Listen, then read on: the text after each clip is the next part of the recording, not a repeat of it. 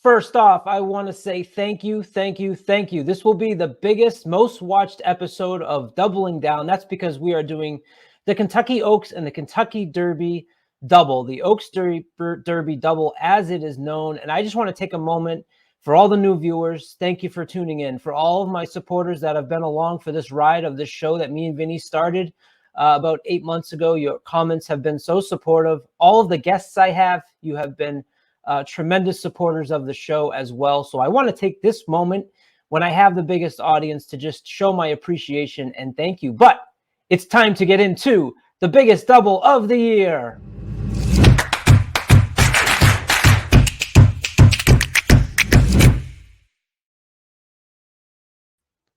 What is up, everybody? This is Doubling Down. My name is Colin Sheehan. I'm joined once again by a new guest. This show is always open to new voices to hear how people attack the daily double. Of course, in this instance, it's the Oaks and Derby double. He is Michael Pellerin, Horse Guy Mike on your Twitter. Mike, is this not the best time of the year? No, I'm excited. I love all the content coming out, getting to meet new people and making new connections across the horse racing kind of community. It's been a blast, and I'm really excited about it. Is the double a bet that you usually have on your repertoire? So the Oaks Derby double is definitely one that I use all the time. But in general, I try to go with the bigger ones, the pick 5, 4s, and then kind of rolling 3s. I do have a fun strategy where I like doing heavy favorites in a double with long shots. So almost like an exacta where you pick the heavy favorite with some long shots underneath and try to get a price home. That's a good strategy that I like. So doubles are always fun, a little less stressful than a whole pick 5 or pick 6 sequence. So definitely excited to try it out tonight. That's why I like to do this show, because I always tell my viewers you can't hit the pick 4s and pick 5s if you can't hit 2 in a row. And I think it's a great opportunity to teach value. As you said, that is a great strategy of using favorites with long shots in a leg that you may think there may be a long shot. And I love that you can look and see what the probables will be, so you actually know what you're going to be getting paid, as opposed to the pick 4, pick 5, where it's a little bit more in the dark until you hopefully survive to that last leg. I like to show the standings, Mike, and viewers of this show will know that I always bring this up because I've been through 32 episodes and I haven't hit the red. We had it up to $60. We're down to $4. I have a big ticket this week. I asked the Trust the Profits, should I include the Oaks Derby double in my normal tabbing of each week? And they all gave me a hard time and said, absolutely. So no special bankroll for me for the Oaks Derby double, but what you should be okay seeing is that all my guests are in the red, so you don't have to worry about missing. There's no pressure. So I like to ease and make my guests feel at home and not have any pressure of needing to feel like they absolutely need to hit the race. But let's jump right into it. The first leg is for Friday. This is the Kentucky Oaks 149 from Churchill Downs, a field of 14. I think this year, if you followed along, the Oaks have been so unpredictable. Every favorite I've played has been beaten by long shots. And I remember about halfway through when I was heavy on Hoosier Philly, it was at the Fairgrounds race when actually Pretty Mischievous would beat her. I, at that point, said, all right, that's it. I'm done betting these favorites in the Oaks, and I'm going to take this method right up into the Kentucky Oaks itself. And your favorite is Wet Paint, the one horse that has actually been very consistent on the Oaks trail so far this year. So, Mike, what do you think about this field, and where did you end up landing to try and get you through the first leg of the double? Yeah, so Matt DeSantis and I did a series of videos where we broke down, 5 of the major competitors. And kind of the trend that I had through each of those videos is that I did not like most of these horses, with the exception being Wet Paint as one of the only one has really earned any confidence in me. She's the deserved favorite. Even on her one knock is that her speed figures are not outrageously ahead of the others, but 4 for 4, sloppy track, dry track, fast track.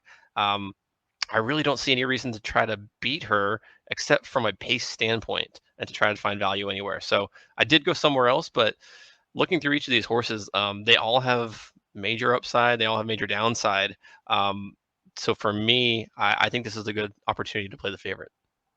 Yeah, and I took the exact opposite approach, which I start with the favorites and I look, and I felt like you did, and I just started to like, all right, if I'm going to take a stand, it's either I use single Wet Paint or at least the way I play it is either I go wet paint, and then because I have quite a few opinions in the Derby, or I'm just going to play against and try and catch a price here and really try and hammer, something nice. Because I think with the Derby being so wide open, that if you can get through this leg by passing on wet paint or even passing on botanical, you have some really great opportunities to really cash. So I'm gonna think back to myself that on that Fairgrounds race and told myself in the future, don't take the favorite in the Oaks. I'm gonna follow through with that, and I'm just gonna go down the line of some of these longer shots that I think have a shot. And it's exactly part of the reason of what you said right there was the speed figures are not like off the charts. I like to use Brisnet prime power number, and wet paint and botanical are both at 144. And then the next horses are 141, 139, 138, 137. So to me, that shows that there's at least some opportunity there as far as like the best horse compared to who's up next. So we'll start. I'm just going to go in numerical order with the horses that I'm using. I'm going to start with number 3, Gambling Girl. I love the Pletcher IRAD combination.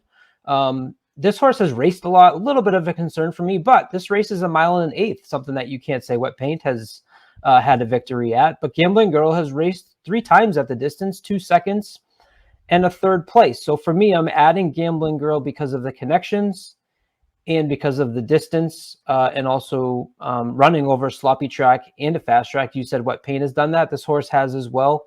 Doesn't have the victories necessarily to the credit, only has a maiden and a stakes win back at Belmont when it was at Aqueduct. But how can you go wrong with Irad and Pletcher at 15-1? Yeah, I mean, especially with the connections of in Forte, Gambling Girl, Rapole, Irad, Fletcher. So maybe they could have a day where they just double up the wins on Friday and Saturday. I couldn't get to her. She doesn't like to win a lot. She hasn't won since September of last year, and that was in a 7 furlong race. So I think, I love the experience with the distance. Like you said, they race 1.125 miles at Aqueduct, and she made up some ground in the stretch. She moved up from 4th to 2nd. So there's a chance there, but the number didn't come back fast. If she wasn't going to win that day, when she got caught by a huge long shot, I don't think that this is the race to bet her in. I could see her making a progression down the road, maybe something like the Acorn, but for me, she's a play against here. All right, let's see how many I can convince you on of the 5 I'm taking. All right, this will be fun. Next up is a horse I really don't like, but you kind of go to that mentality of, all right, I'm not using wet paint, I'm not using botanical. I don't want to take a swing and miss, so I'm probably adding in a few more than I actually would. I'm going to take a shot with Wonder Wheel, a horse that I've in general been against. Part of the reasons I'm on Wonder Wheel, 2 for 2 at Churchill Downs. So I'm a favor of the horse for the course, of course. Last 2 works at Churchill have been very strong.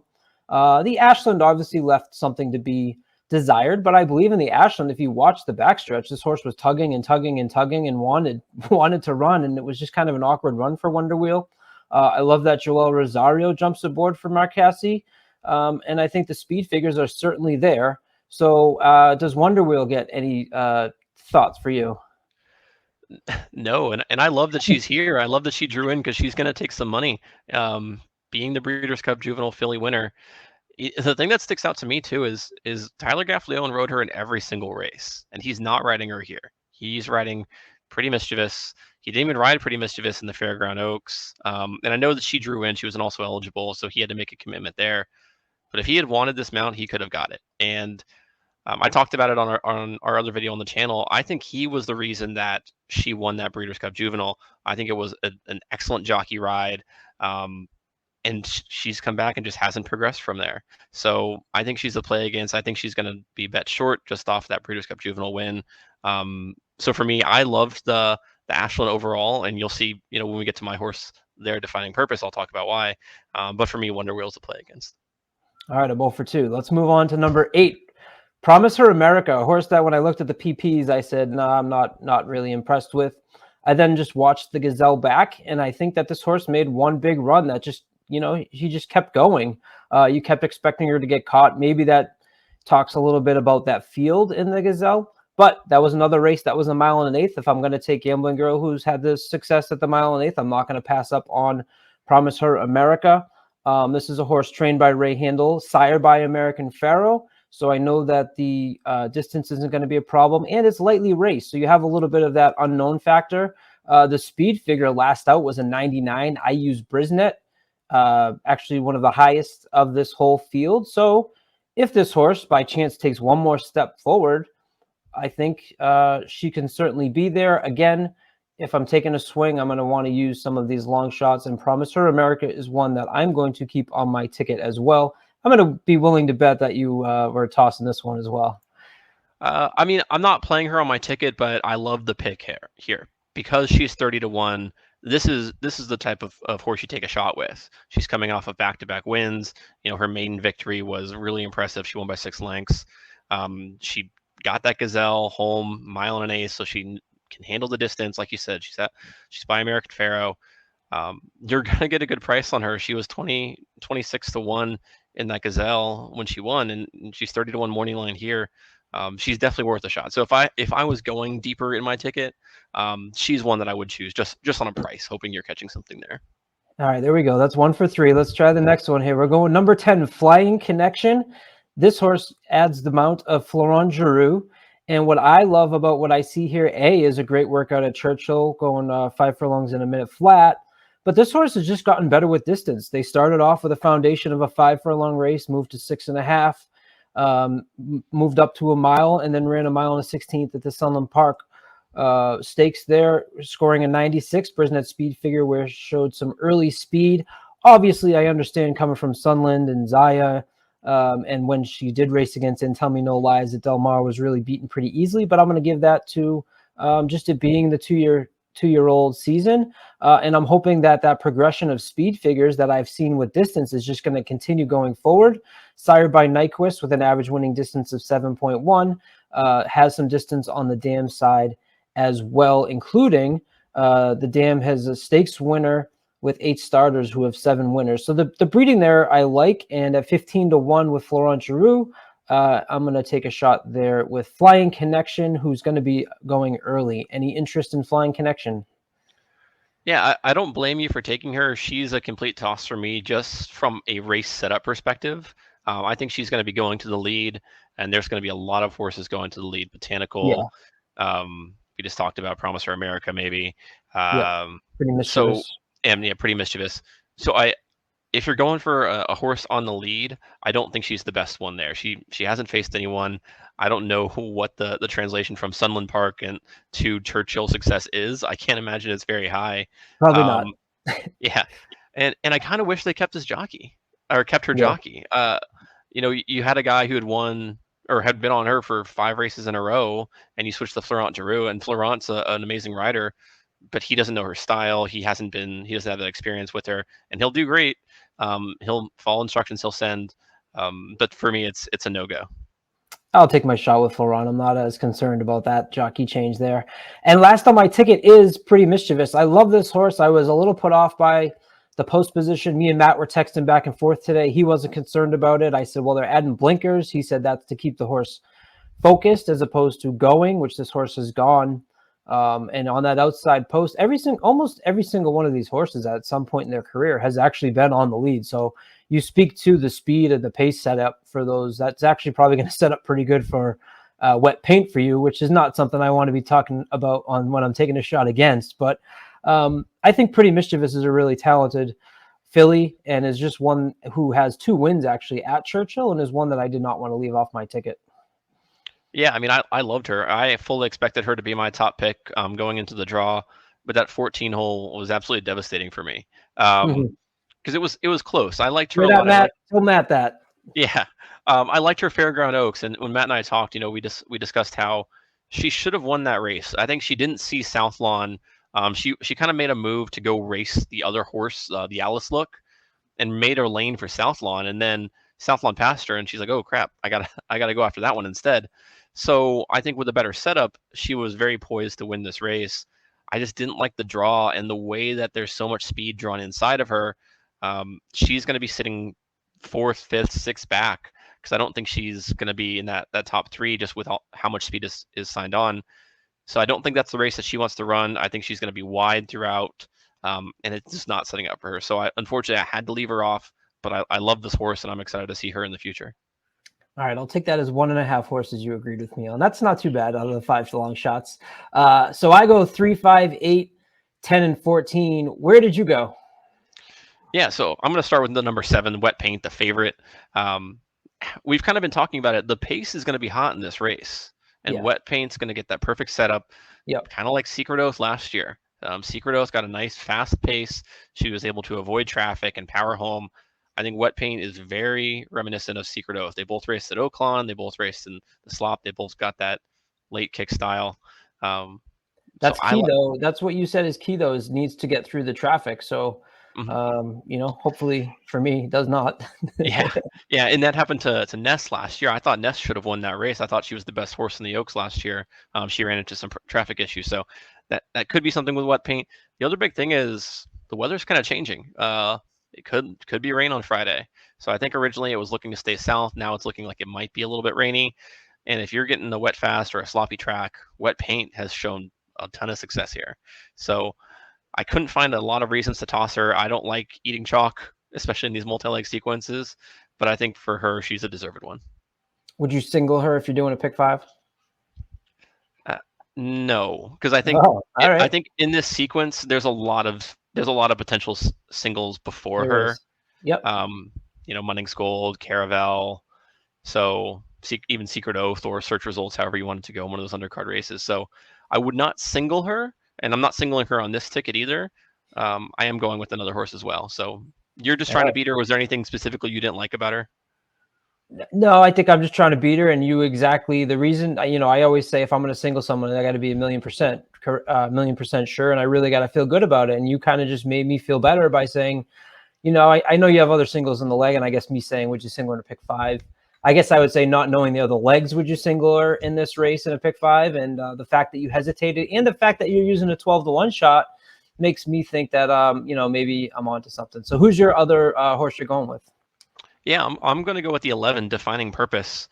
Which I think is a So great choice. yeah, so she won the Grade 1 Ashland at Keeneland.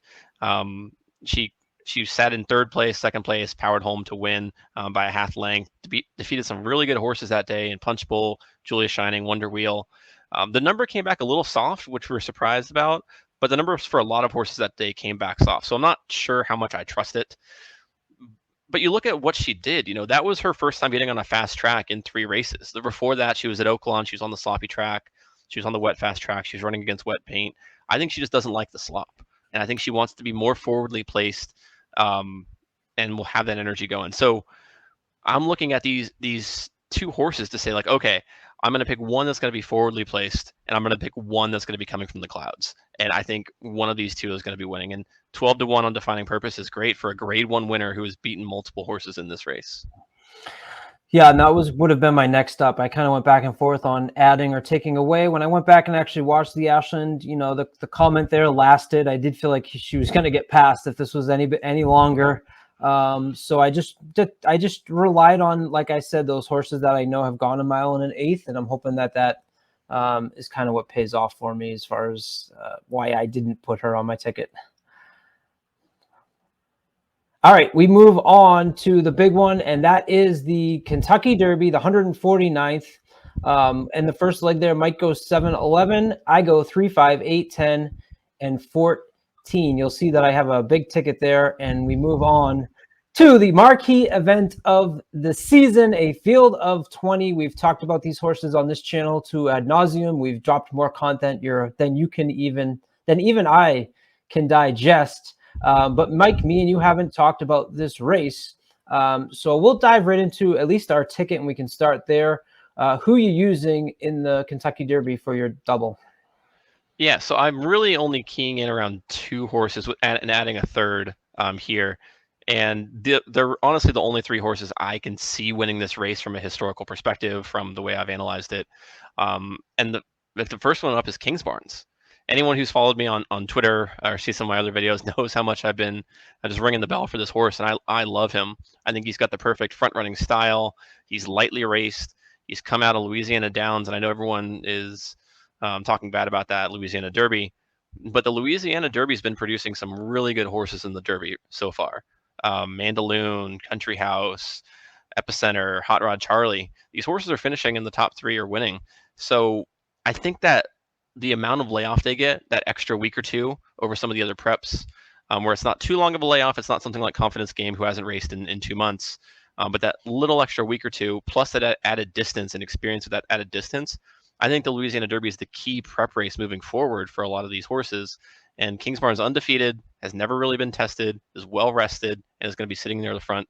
I can't find any reason to dislike him. Well, I think that's the reason, the fact he hasn't been tested. And I think that the slow paces in the Louisiana Derby are the reasons that I'm against him. And I just feel like it's set up perfectly for him on that day. I do love the mile and the 3/16. I'm also not crazy about, I'm not like, this justifies the only horse that could win not racing at 2. However, when I have a field that like me and Matt and everyone have talked about, we could count 12 horses on this list that could win, and I wouldn't be like shocked or surprised. I wouldn't go, oh my God, I never saw that coming. I could say if Kingsbarn wins, I wouldn't be shocked or surprised. But when you have 12 horses you feel that way about, you need to have a chopping block somewhere. And so not having that foundation as a 2-year-old and what I saw as that slow pace on the Louisiana Derby were reasons that I did not use Kingsbarn. Where else did you go? Yeah, so the other horse that I really like from a similar style standpoint is the number 10 Practical Move. In the Derby specifically, I really want a horse that's going to be in the front half of the pack and near the front. So those EP style Brisnet runners. And Practical Move in each of his races has been sitting right there off the lead in second, third, fourth. He's not coming from the back of the pack. And he's posting the highest buyer speed figures, the highest Brisnet speed figures, whatever time form figures. So whatever figure you're looking at, he's posting the highest ones. My only hesitation coming into this race was I thought he might be a little distance limited, but then he drew perfectly. That 10 hole is going to be just ideal for him. All the speed drew inside. He's going to be sitting that perfect trip. And I think if he can maneuver through traffic, and if they hit the stretch and he's in front, I think he's going to be very dangerous. Another horse I'm totally against. So this is great. I love when you get new voices on and you feel different about them, because I don't think the 10 holes a good spot for Practical Move based on looking at the race replays that this horse, the last 3 races, this very specific directions to get to the rail and save ground is what I've seen with Practical Move. And that's where Practical Move wants to be. And is he going to get that, ride into the rail to save that ground? Because as you said, you had that concern about the Sire Practical Joke distance limitations. That's kind of exactly why I've been against Practical Move. And I think those numbers were inflated both from being at Santa Anita and also from those trips that he has had in those races. Yeah, I mean, everything you said is completely valid. He likes to cut the corner in those races, facing those Santa Anita horses. But I think he's just going to be in a perfect position. He's able to be tactical with his speed. He doesn't have to come from way far back with one big run. I've got some hesitations there, but from the front runners, Kingsbarns and Practical Move are the 2 that I would take. I wouldn't take Verifying, who I think drew very poorly. Confidence Game hasn't run in 2 months. Reincarnate's just kind of I don't know. I don't want to say a bum, but he's kind of a bum. Mage breaks poorly. So of the horses who are going to be near the front, I think Kingsbarns and Practical Move had the best resume and the best chance to be in a position to win. And then the Derby specifically, I want a horse that's a front runner. I mean, down the road, I'll pick Tapit Trice and I'll pick Forte and Angel of Empire to win the Traverse and the Preakness, Belmont and the Haskell. I love them. All those horses I think are better and more. Well, I'm going to take the talented horses in this race. I agree with you in the history of wanting horses that are on the lead in the Kentucky Derby. And I would also agree with what you had just said as far as a breakdown of why you want Kingsbarns and Practical Move. I've kind of been between 3 horses, and that's Confidence Game, Angel of Empire, and Dermis Sotogake. So I know that I'm going to include those 3 on my ticket for sure. Of those 3, Angel of Empire has kind of been my on-top pick. I loved what I saw closing in that Arkansas Derby. I think that this horse is going to end up getting a nice setup. I think that there's been a lot of talk about not being a lot of pace in this race, and I think that you kind of be careful with that, because if everyone's reading into that, then they're all going to be like, oh, well, I'm going to go then, and I'm going to go then, and I'm going to go then. And Hit Show's got to go, Verifying's going to go. I would expect 2 fills to be forwardly placed. You mentioned Kingsbarn. Mage won't be. Tapit Trice won't be. Skinner, Practical Move. I think you have an opportunity where there is going to be some pace that's going to set up nice for the 3 closers, Tapit Trice, Angel of Empire, and Forte is not necessarily a closer, but it's going to be off the pace.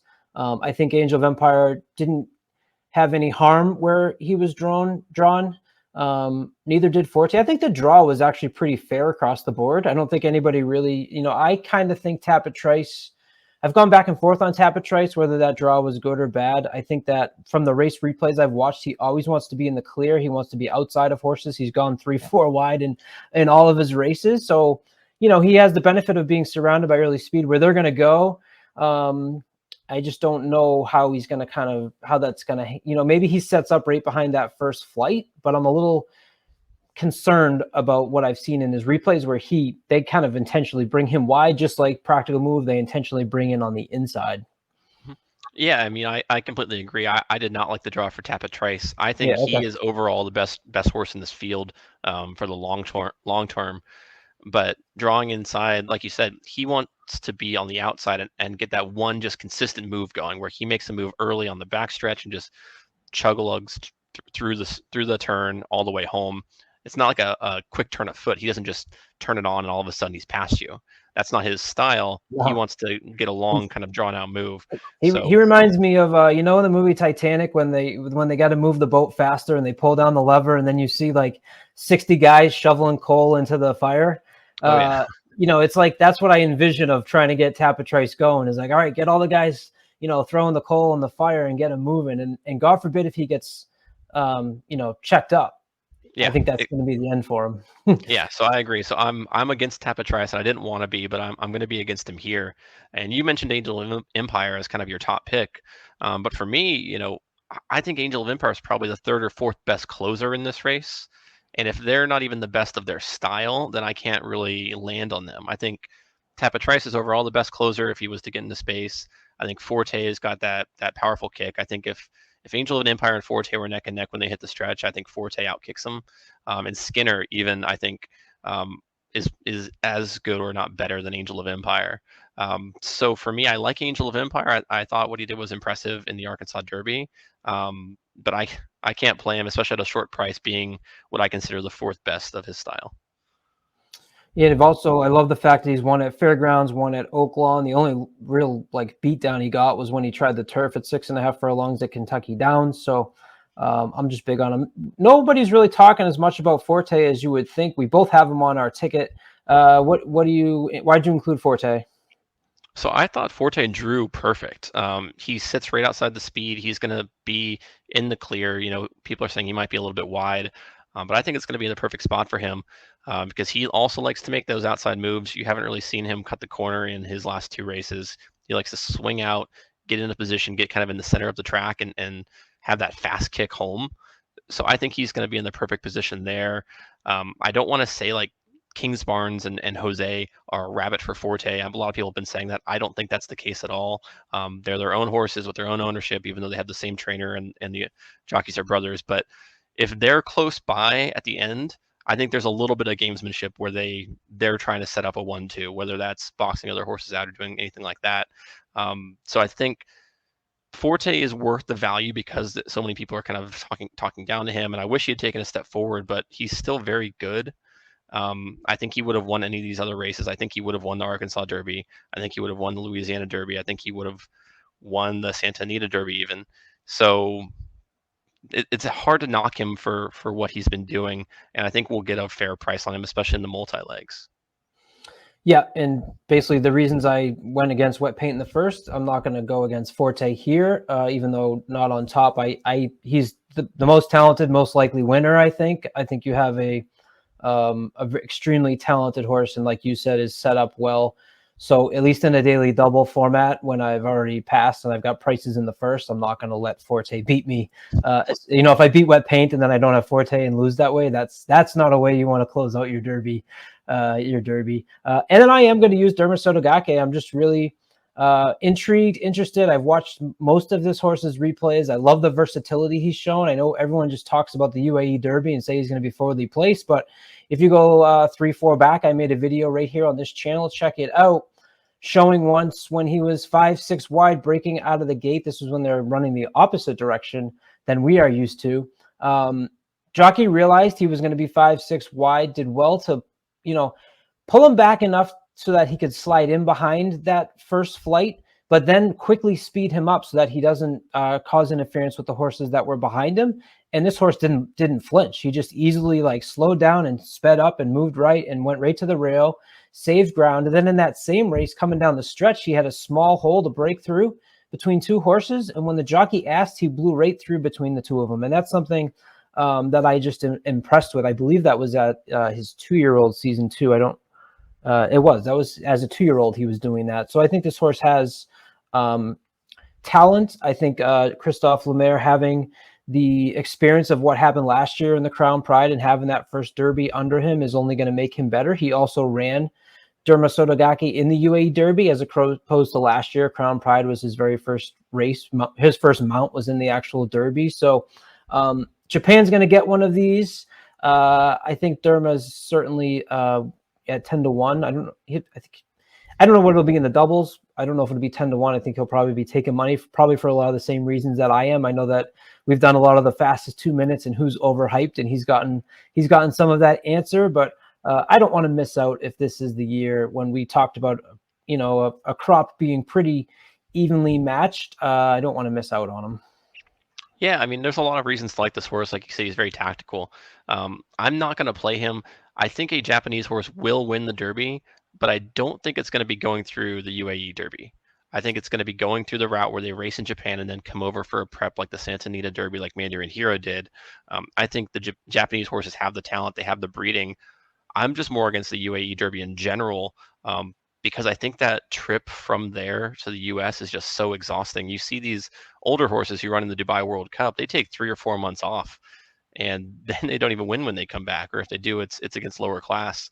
So going from Saudi Arabia to UAE and then flying through like Paris and Dublin and New York to Kentucky, I think it takes a lot out of the horse. So that's the reason I won't be playing. I won't be surprised if he wins, and luckily I will cash a ticket if he wins, because in Derby Pool Futures 4, I did all other 3-year-olds, and that was right before all the Baffords got transferred to Yak Teen, and I'm like, yes, I'm going to get Arabian Night, Arabian Lion, Cave Rock, Reincarnate, because they don't list them on the Derby pools because he technically can't run them. And then none of those horses ended up being any good or even making the gate. But luckily, Derma Sotogake, it falls within that category. So if he wins, I still win. So I have the pleasure of negating him everywhere else. Very nice. I love how different opinions we had. This is the reason I wanted to do the show, is to get as many different voices out there. And like I said, you can look at this race and see completely different things.